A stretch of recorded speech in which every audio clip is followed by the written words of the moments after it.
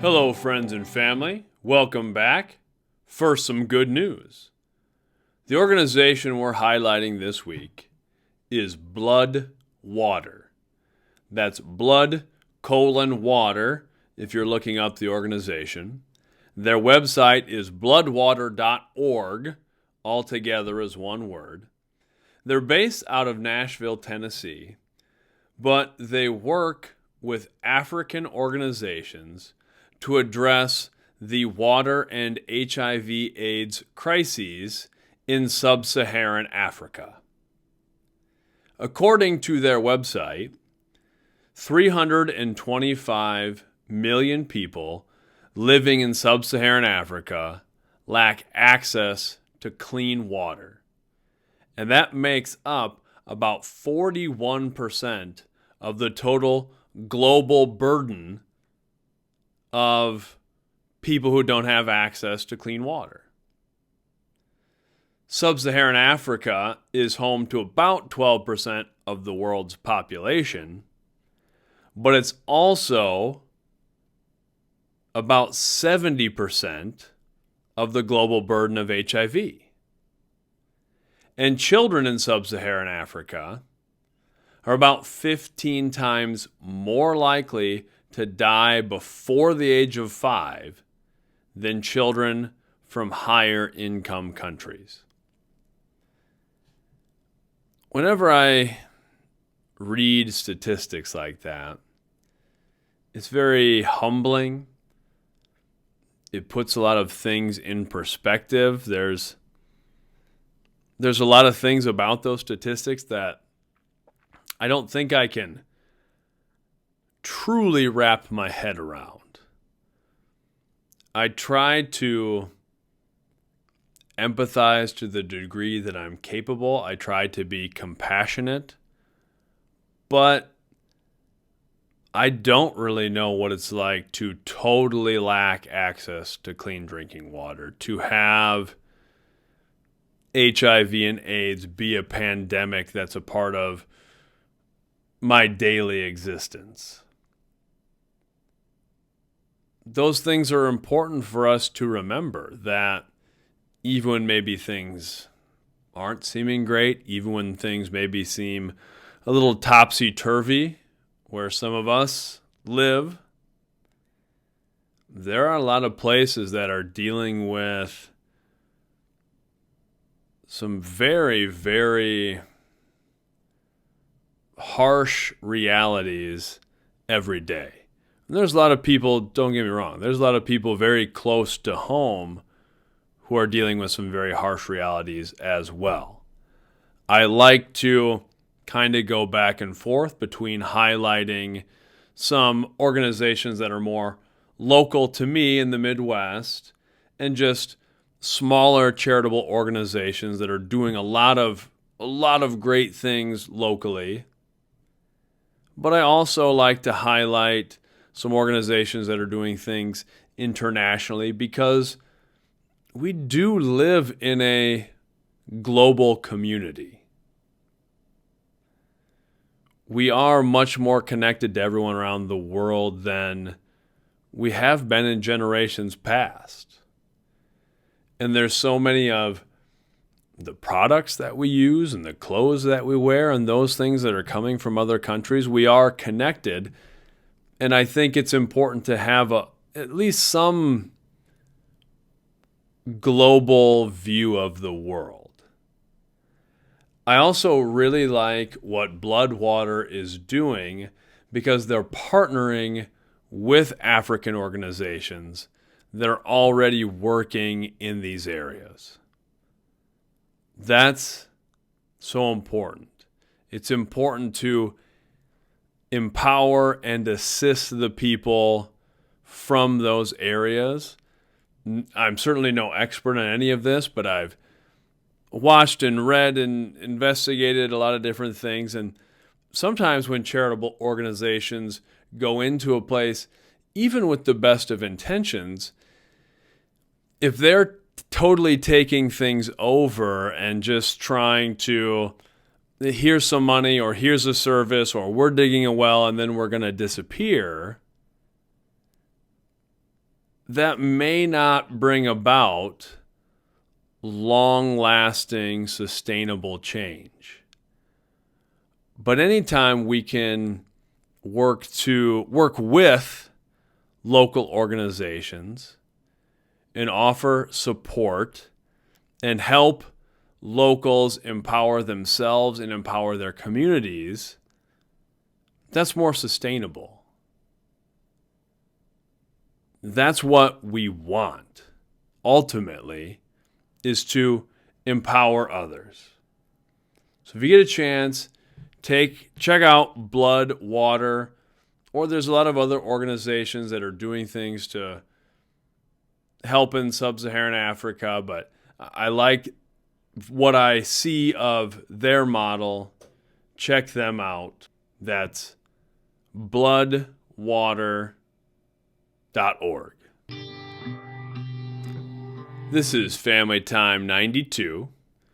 We're back to social awareness for our SEL competencies.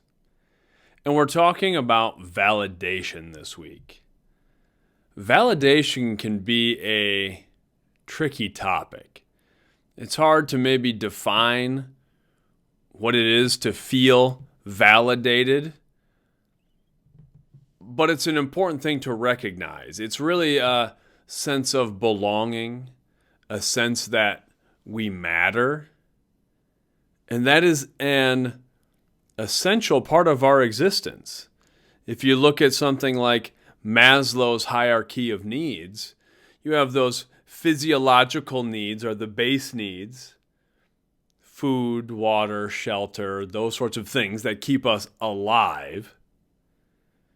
Right above that, you have safety, also can keep us alive physically, but also mental safety, mental well-being, that we don't feel like we're going to be constantly attacked and hurt and those sorts of things.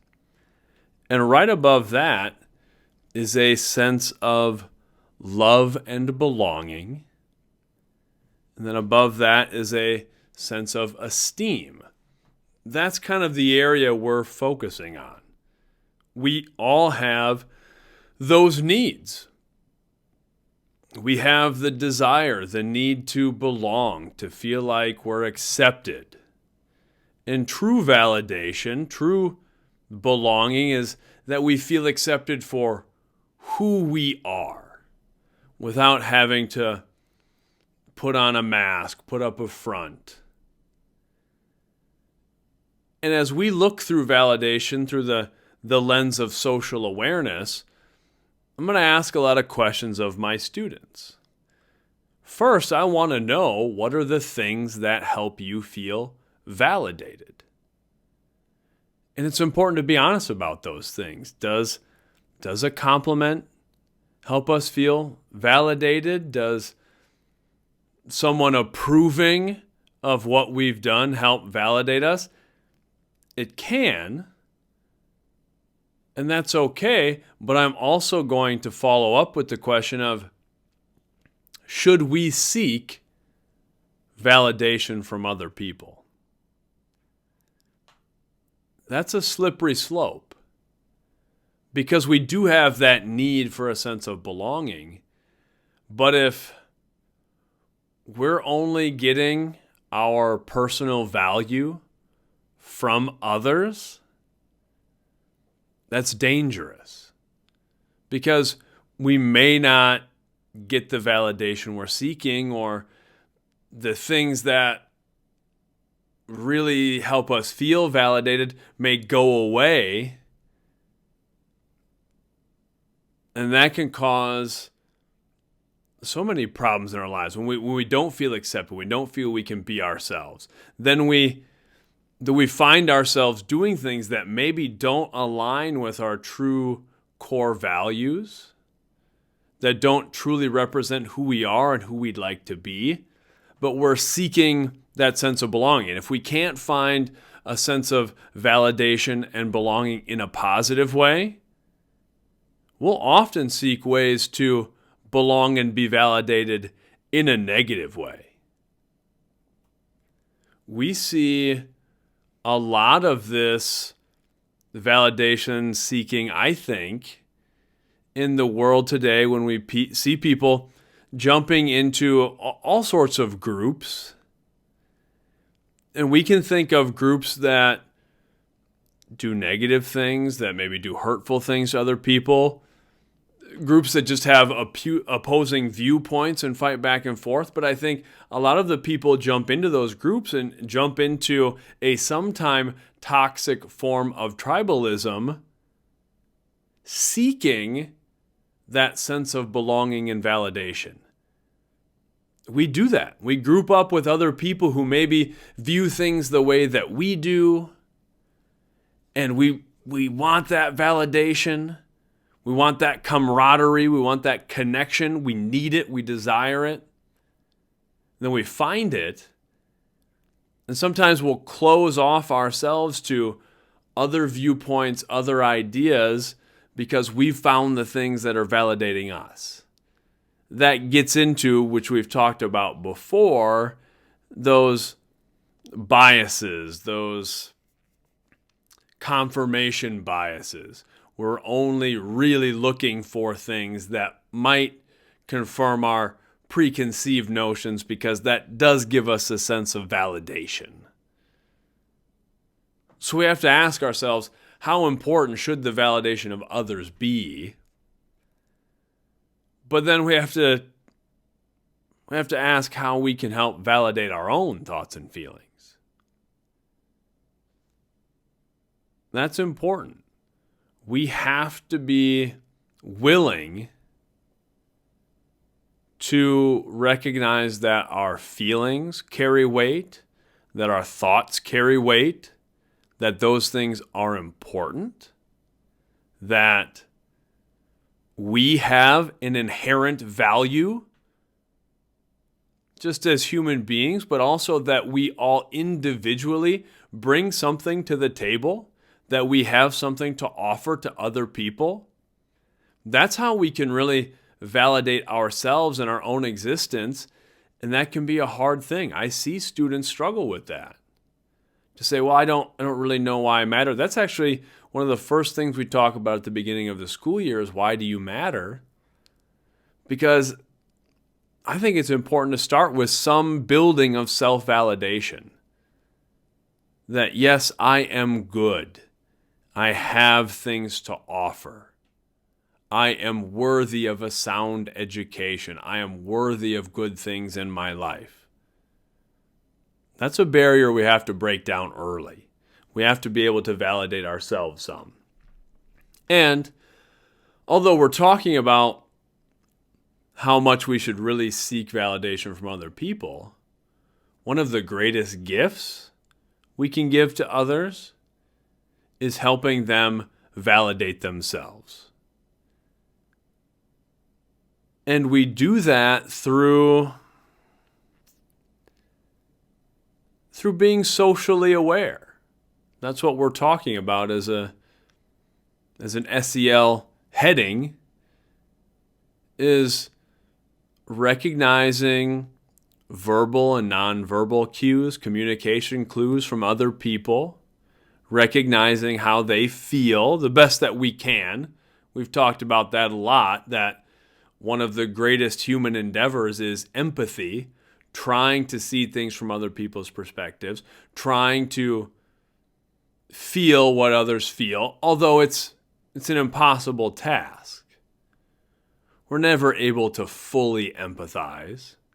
So we do the best that we can, and from there we let compassion take over. We try to understand as much as we can, then we say, the rest I'm just going to let my heart go out to you, even though I don't know exactly how you're feeling. And that's a way that we can validate people, is by being compassionate. Is by saying, okay, maybe I understand some part of how you're feeling. And even if I don't have any idea and I haven't had an experience like the one you're having, I have some compassion for you. I know what it is to struggle, even if our struggles aren't the same. And I want you to know that your feelings in this way are valid. Sometimes we can validate people and even disagree with them. That's a great place to start anytime we have a relationship. There's going to be disagreements of some kind. And it's okay to have disagreements, and it's okay to stand up for what we believe in. Those things are important. But if we can validate the other side, that we can say, yes, those thoughts and feelings, though they may not be my own, hold water. They have some weight. That can help take us away from that toxic form of finding validation, where we're closing others off. And it can help us be secure in our own thoughts and feelings, while also letting other people feel secure in theirs. That's what we're going to talk about this week. I want you all to think about the things that help you feel validated, how you can help validate yourselves, how we can help others feel validated, feel important, how we can help them validate themselves, how we can let other people know, yes, you matter. Have a great week. Much love. My blog post this week is Best Dressed Day.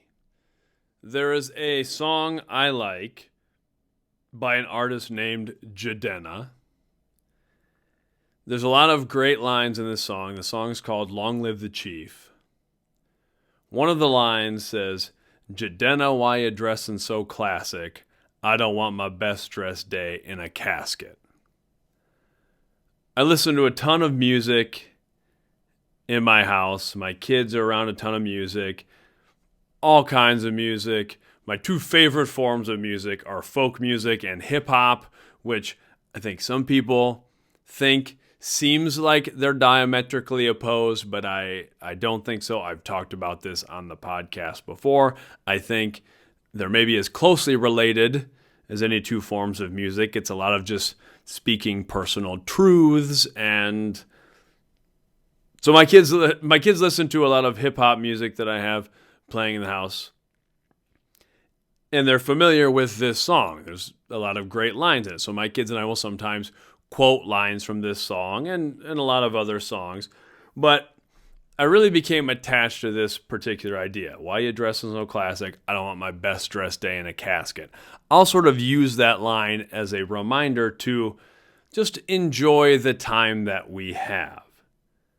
To not let my best dressed day be in a casket. To sort of suck the marrow out of life and live things up, and not to be, I try to not be very materialistic in general, but to enjoy the things that I have, to wear the clothes that I like, things that help me feel good, those sorts of things.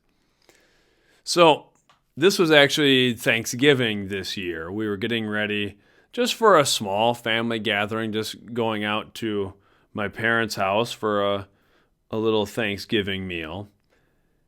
And I put on just some nice clothes. It wasn't anything crazy. I'm not really a wear a suit type of guy, but I like to wear clothes that I like, which sounds sort of silly sometimes, but I think sometimes people don't do that. I think there is something empowering about finding your own style, that sort of thing. And for me, a lot of times, that's something like a cardigan and a beanie that I like, and some Chuck Taylors or something like that. I like to wear my particular style. And I honestly don't even remember exactly what I was wearing. I think I had on just like some kind of tapered jogger style pants on with a nice cardigan. Maybe I had a scarf on or something. I like to throw on a scarf. And then my kids will joke sometimes that I maybe have too many pairs of shoes, which I have pointed out to them that I have shoes that are around the same age as them because my feet have been done growing for a long time. But I'll sometimes let my kids pick out my shoes. So my daughter, I do remember this, she picked out a nice pair of shoes for me to wear. And I got dressed, and my son, Mickey, said something to the effect of like, oh, well, you're kind of dressed up. We were just going to Grandma's house for a small group of people having a meal. And I just said the line because my kids know the song. I said, I don't want my best dressed day in a casket. Then it was funny because Mickey said, well, I didn't think you wanted to be buried. Which, it's funny. I forget sometimes that my kids and I will have these conversations as they arise. We've talked about when I die, which I hope is before my children die, what I would want done with my body. And my genuine answer is, I don't care. Funerals and visitations and burials and grave sites, those things, from my perspective, are for the living. Whatever helps ease their pain and make the loss more manageable. And I certainly do not mean to comment on anyone else's beliefs about death or the afterlife or anything like that. I'm for people doing what best suits them. But I'm of the opinion that my body could just be out in the woods to decompose and return to the earth naturally. I don't know that that will necessarily happen with my body, and that's okay. There are laws and things involved. But I do kind of, I guess I don't think my dead body needs to be taking up a plot of land in a box somewhere. And I've had that conversation with my kids. So it was funny when I said I don't want my best dressed day in a casket. And Mickey knows the line, but he throws a little jab and said, I didn't think you wanted to be buried. Like, I didn't think you wanted to be in a casket. I laughed. Yeah, you're right, I guess. And then Mickey came back again. He said, you don't want your best dressed day in a business meeting. And I was like, boof, like you nailed it right there. I think kids in general just say some brilliant things sometimes. I'd write about that and talk about that a lot. But he nailed it. You don't want your best dressed day in a business meeting. And for me, that's exactly it. Some people maybe love to be in business meetings. That's not for me. I'm very, very lucky that I get to do what I love doing every day. I teach and coach, and specifically I teach art, and I work in the weight room and stuff like that. I like to dress nicely for a school too, but again, it's the same stuff. It's the same things that I like to wear. I might throw on a button up with a funky bow tie, or maybe I wear a lot of cardigans, sweaters, things like that. Maybe just even a Henley, some different things. But I wear clothes that I like to wear. I get to do a job that I like to do. I get to be creative. I get to be around young people. I get to talk about these sorts of things in class. I love what I do. And for me, being in a business meeting, or really what a business meeting represents. I know there are all sorts of different business structures, and business meetings can mean many different things.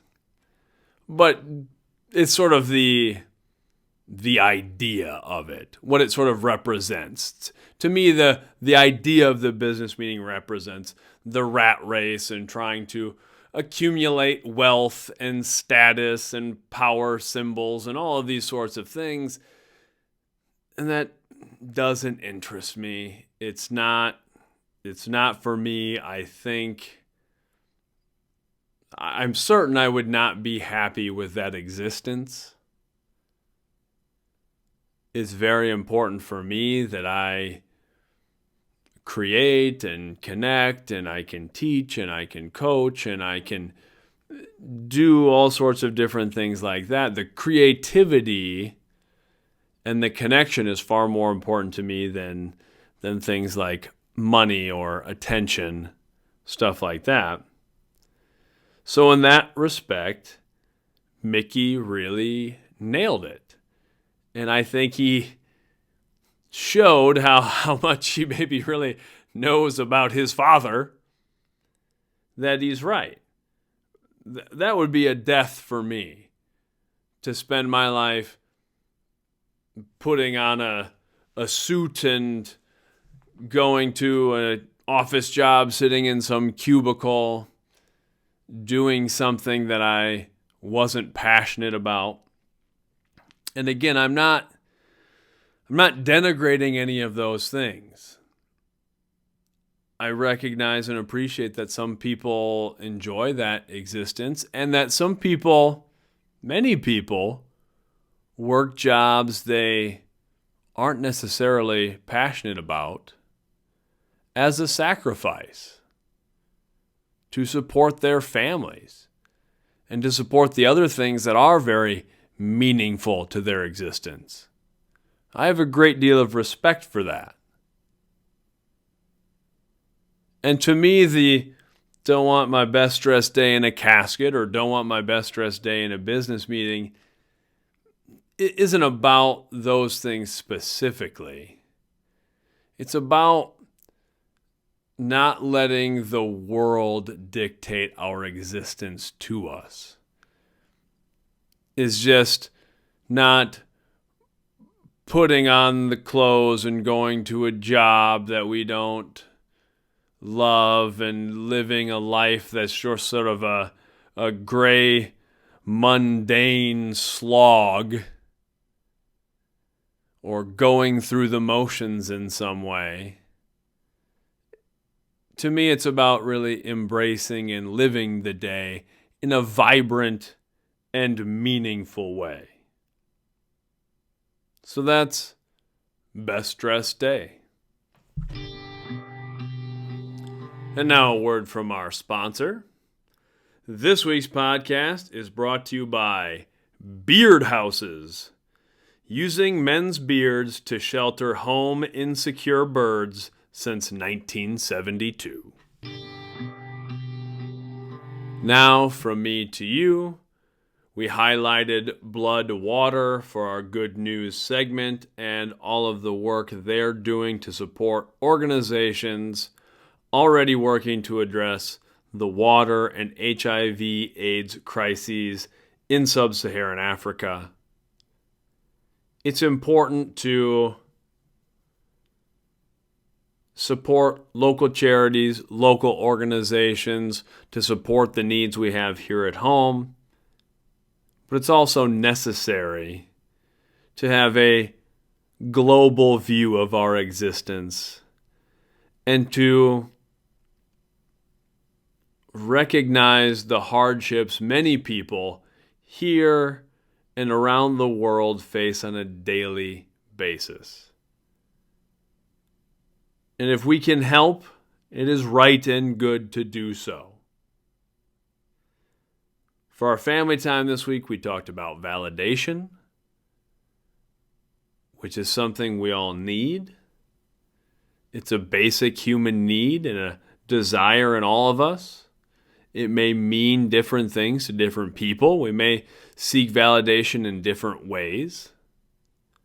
But we all need some sense of belonging and acceptance.